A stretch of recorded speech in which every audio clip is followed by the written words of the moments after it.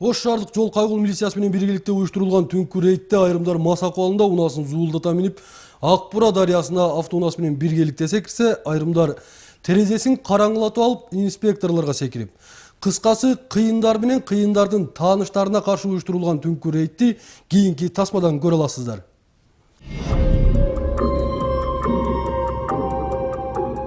Ош шаардык ички иштер башкармалыгынын жол кайгыл милициясы менен биргеликте жүргүзүлгөн Крутой аталышындагы рейдтин жүрүшүндө шаардын түнкү кожоюндары же болбосо элден өзгөчөлөнгөн айдоочуларга карата жүргүзүлгөн бул иш-чарада терезесин караңгылатып же болбосо мас абалда унаа башкарып жүргөндөргө каршы өткөрүлдү. Алгач шаардын Масалиев көчөсүндө батыштан чыгышты көздөй бара жаткан бул автоунааны токтоткон учурда инспекторго баш ийбей качып жөнөдү. Бирок көп узабай кармалды. Не үчүн закон жокпу? Андай закон жокпу? Хорошо, тонировка кылганга закон барбы?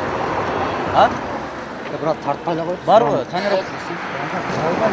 Неге кыла албайсыз? Эмне иш кылган? Неге кыла албайсыз? Жок, кыла албайсыз. Не үчүн? Штраф жазасыз, ата кыла албайсыз. Не үчүн кыла албайм? Кыла албайсыз сиз. Бербейм дейм. Не үчүн бербейм? Бербеймби? Командир. Бербейт экен мына башын жеп. Баш эстемейсиң. Мен штраф жазып берсин деп атам, сен кыла алып бара албайм. Не үчүн алып бара албайм? Өзүңө баягында булбайчы. Баса жүрөр. Өзүм айдап алып барам, амы? Мен алып барам. Өзү Исламбек деп. Өзүм алып барам дейм. Мен алып барам. Өзүм алып барам. Өзүм алып барам дейм, бирок мен бербейм деген жок, отказ кылбайт да мотор. Мен айдап барам. Берет, Мен айдап неме барам. кылдың? Я алып барып берем, каерге десеңиз. Штраф жазыш керек. Ошо да биринчи Эскертүү эскертип болот алыш керек булар. Незаконный болуп атат, мына тарт берсин телевидение. Тарт берсин. Незаконный болуп атат азырчы. Штраф Отурат. Жүрбайм мен. Неге отурбайсың? Штраф жазылат, оратсам. болду, отурабыз. Брат, сен мен зордоба. Отурат. О, машинаны аласың, сен зордоба мени, брат. Өзүң отурдан бей Ислам, тополоң кылбай отур. Брат, түрүп Бас кошо кетели. жүрсөңүз сиз. Ака биринчи Yok, станция az nizakonni alып кетти. Незаконный емес, законный. Законный болбосо мына прессадан, өкмөттүн прессасы. Ошо каалаган жерге барып арызданасың. Факт менен. Yok, биринчисин жазып беришке хорошо, разрешение жок, жазып берсин мага. Отур жошоп кара, стенка болот. Майлы Машинени айып аянтчага алып жөнөгөндө ичинде олтуруп баратып көрөсүңөр. Айып пулун өзүңөр төлөп алып чыгып бересиңер. Бул кумардын машинасы деп жолдо барат да коркутканга аракет кылып көрдү. Кумар. Комадин. Комадин кайсы эле? Ак Бурабы? Yok, Комадин, Сулайман. Паймонтодо кумар деген ал оперби?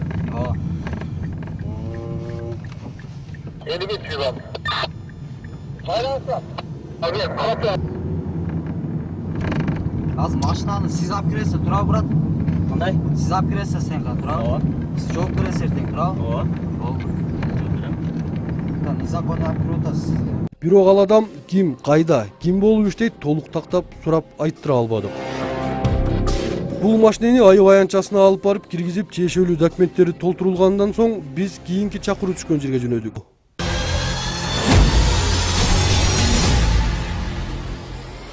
Арак бул бардык жамандыктардын башаты деп айтылганына карабастан, арактан арыла албаган адамдардын саны арбын. Мына ошондой эле Жалал Абад областында Көк Жаңгак шаарчасында эки дос арак ичип отуруп, ортосунан чыр чыгып, бири жарык дүйнө менен кошо атышса, экинчиси темир тор артында кармалып олтурат. Окуя кененирээк кийинки тасмада.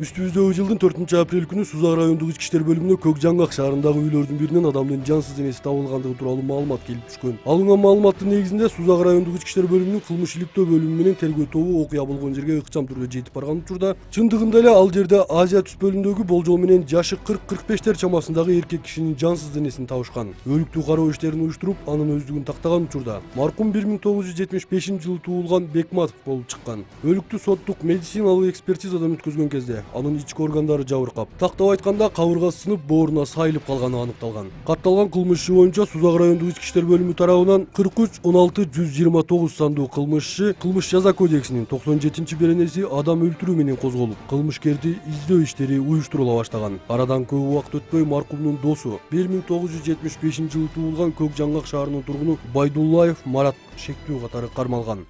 жүргүзүлгөн оперативдик иликтөө иштеринин негизинде ушул жараныбызды өлтүргөн Байдуллаев Марат деген ошол өзүнүн эле досу болуп чыкты.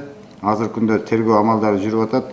Окуя боюнча айтып кете турган болсок, ушул Бегматов менен Байдуллаев экөө бирге спирттик ичимдиктерди ичип алып туруп, ушул мас абалында бири-бири менен сөз талашып мушташып кетишкен. Мушташтын натыйжасында Байдуллаев бир нече жолу Бегматовду уруп, подъездге тыштап коюп кетип калган. Тиги жабырлануучу бир нече саат ошол жерде жатып калып, ошол алган денесине алган жараттын негизинде каза болуп калып атат. Азыркы учурда тергөө амалдары жүрүп атат. Кармалган адам өзүнүн кылган ишин толук мойнуна алып, мен аны өлүп калат деп ойлогон эмесмин. Менин үйүмдө жашап, бирок бир нече айдан бери батир акысын бербей койгонунан акчаны доолап барган элем. Анан ал акча жок экенин айтып, мени сөгүп, жакалап кеткенинен эшикке алып чыгып, бир уруп, бир тээп кетип калганмын дейт. Так, аты жөнүңүз? Байдуллаев Марат. Катуураак? Байдуллаев Марат. Канча жыл төрөлгөнсүз? 1975. Кайсыл жерде? Көкжан шаары. Сузак району. Башта соттолгонсузбу? Жок. Учурда эмне себептен улам милицияга кармалып келип отурасыз? Өлдү. Эмне кылып? Убийство. Адам өлтүрдүңүз, э? Качан? 2 апрель. Окуя кандай болду эле? Толук айтып бериңизчи. 2 апрель түнү ичип атып урушуп кеттик. Мушташ. Эмне менен ичип аттыңыз бе? Ушу Бекматов Бакыт менен. Экөөңөр. Уруш эмнеден улам келип чыкты? Ошону айтып берсеңиз, кандай болду анан? Кантип мушташтыңар? Мен квартирантым болчумун. Ошо Ошо квартираны бербей турган. анан Ошону урушуп кеттик. Ушу неме жакалашып кетип, анан кармап туруп бетине бир урган оң колдо. Тизелеп отуруп калганда бирде кетип калган. Ошондон кийин кетип калган, ошондон кийин өлүп калып. скорыйга чакырган эмессиз? Жок. Сиз анын өлүп калганын качан билдиңиз? Эртеси билдим. Эртеси.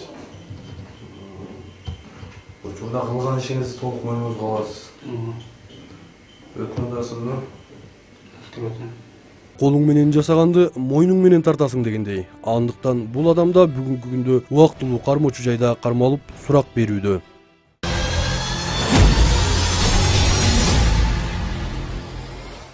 Базар Коргон районунун Базар Коргон айылында райондук ички иштер бөлүмүнүн из кубарлары тарабынан өз аялын өлтүргөн эркул кармалып, бүгүнкү күндө убактылуу кармоочу жайда сурак берүүдө. Окуянын чоо жайы кийинки тасмада.